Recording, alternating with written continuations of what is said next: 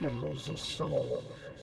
Fala galera, bem-vindos a mais um Filosofson, o nosso encontro da filosofia e da música num bate-papo descontraído. Estamos aqui eu, Renato Filho, professor de música, e o meu brother Leandro, professor de filosofia. Fala Leandro, beleza?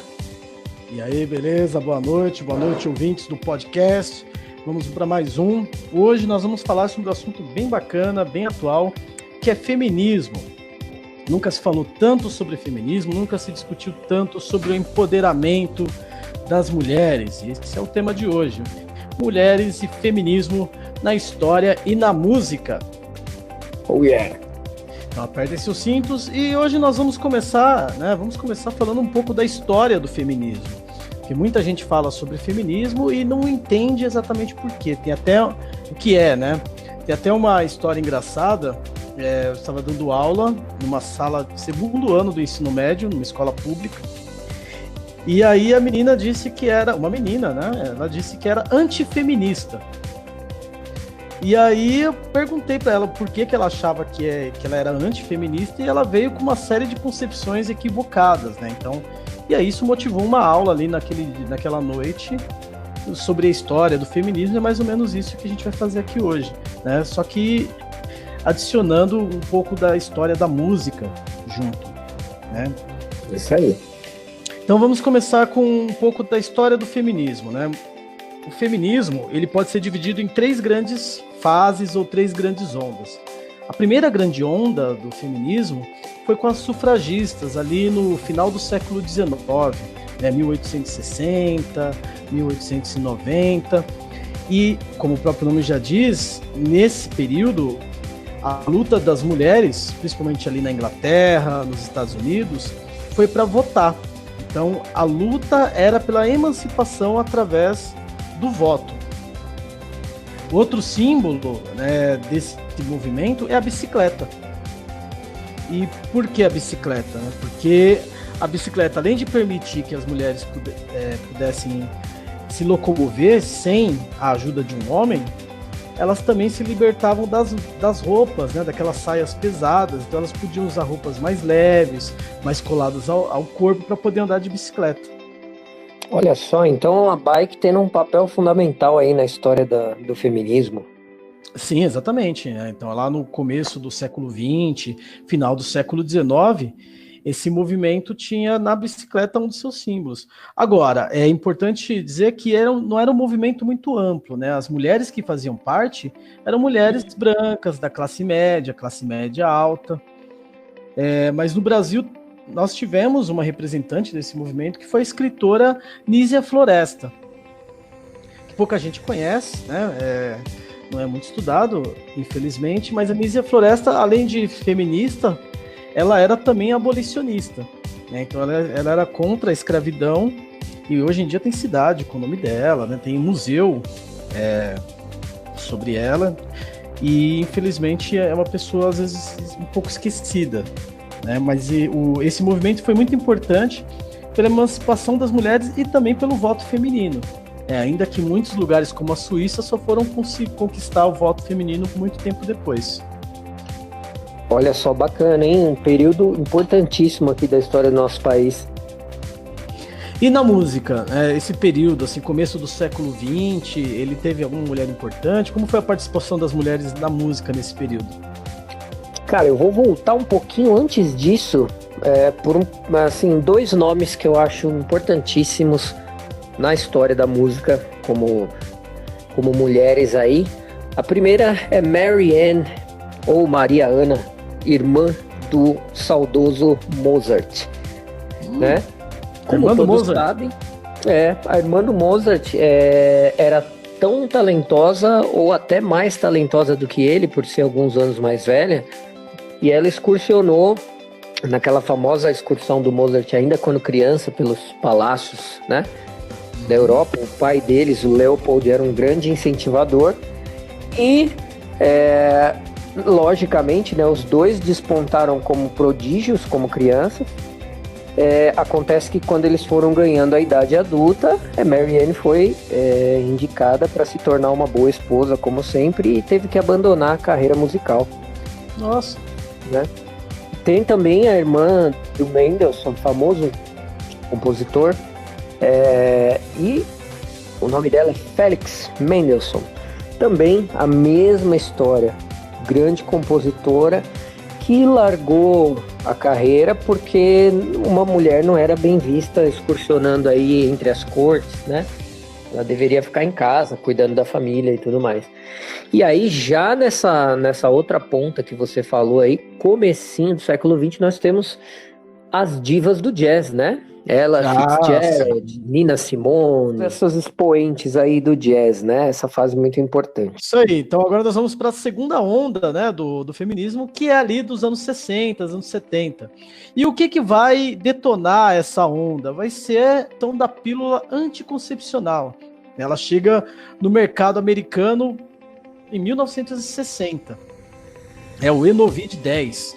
E por que ela vai ser revolucionária? Porque ela vai permitir que as mulheres, né, possam fazer sexo sem engravidar. Então é a revolução sexual.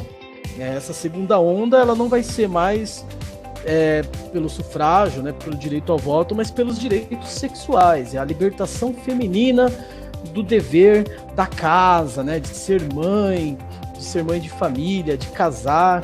Então ela pode agora, ela tem uma liberdade sexual maior.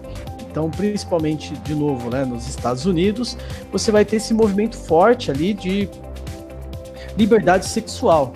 Outro momento importante desse período são as manifestações de 68 na França, que vão lutar contra o capitalismo, né, contra a Guerra Fria, e também vai ter esse componente jovem muito forte. É uma das grandes líderes, né, uma das grandes consequências, talvez, né, influências desse movimento é a filósofa. Peraí. Pode olhar que depois a gente edita, não tem erro. Estão soltando balão aqui, velho.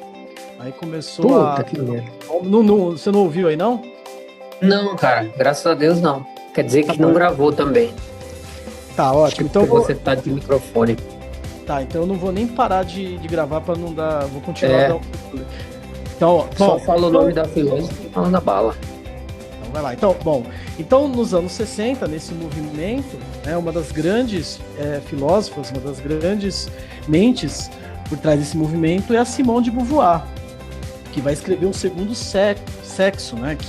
E a Simone de Beauvoir ela tinha um relacionamento aberto com o Jean-Paul Sartre já naquela época. Eles tinham um relacionamento, mas se relacionavam com outras pessoas. E bem nesse moderninho para aquela galera.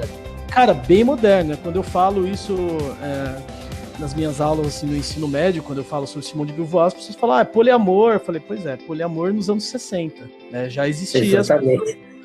Na época de uma baita repressão maluca, Guerra Fria. Sim, e assim... Aí é poliamor roots, né, Raí? O resto é conversa, cara. Antes de todo mundo falar, né, que nem hoje em dia o pessoal já fala, não, ela já fazia isso antes. E a Simone de Beauvoir, ela argumenta nos livros dela que a mulher tinha que se libertar dos padrões, né, por exemplo, casamento.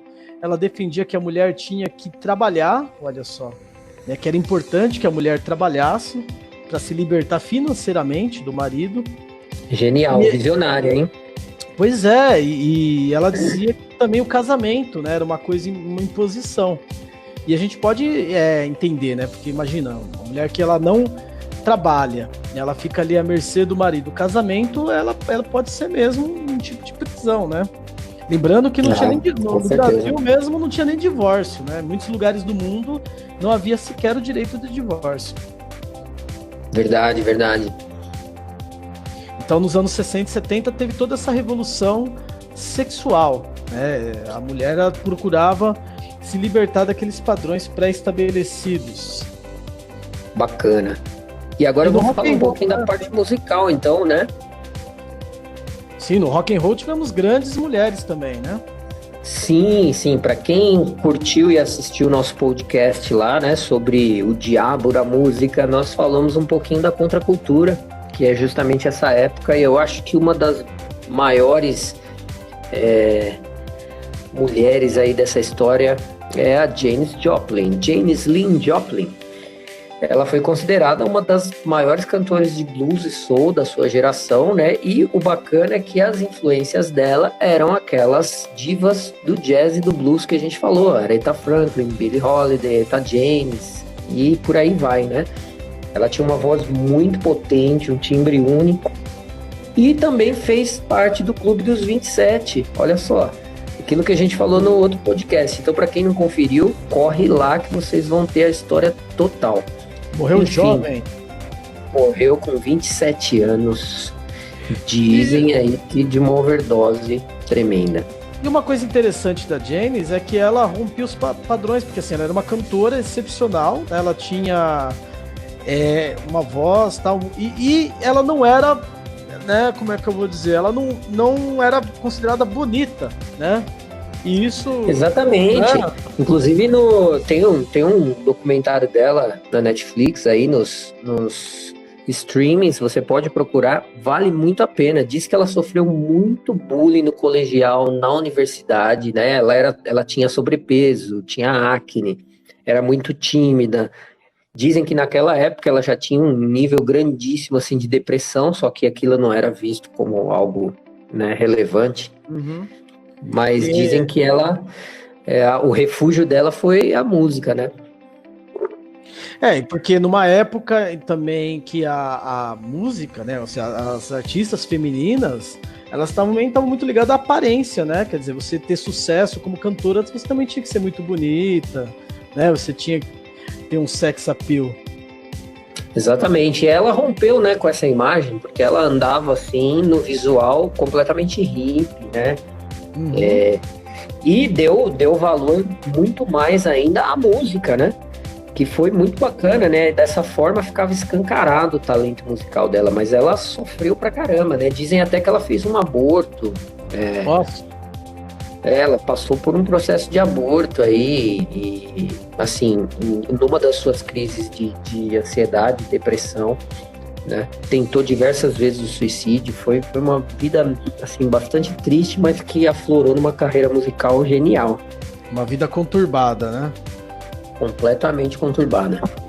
E também nessa época, né, anos 60, 70, foi a era de ouro, paradoxalmente ali, foi uma era de ouro das groupies, né?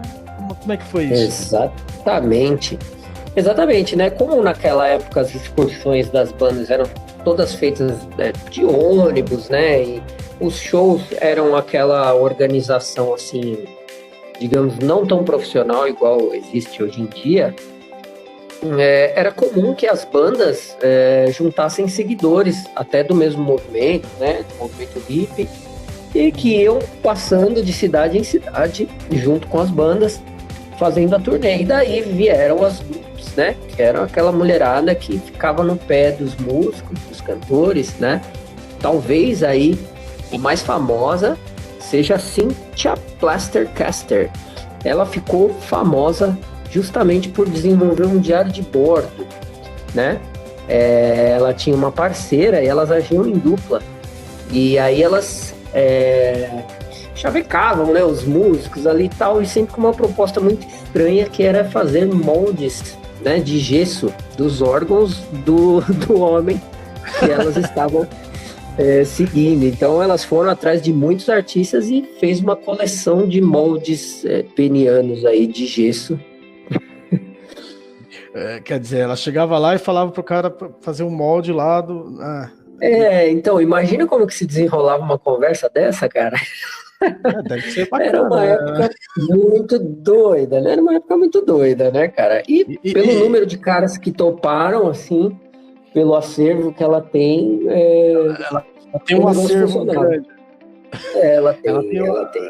Grande com mais de um sentido, o acervo. Eu acho que em todos os sentidos ali, do jeito que ela rodou atrás de banda, né? Dizem até que o recordista aí dos seus modos foi o Jimi Hendrix, que de tão empolgado, quebrou o molde, mas ela conseguiu colar de novo e dizem que ele é o recordista aí até hoje. Legal. E... Peraí.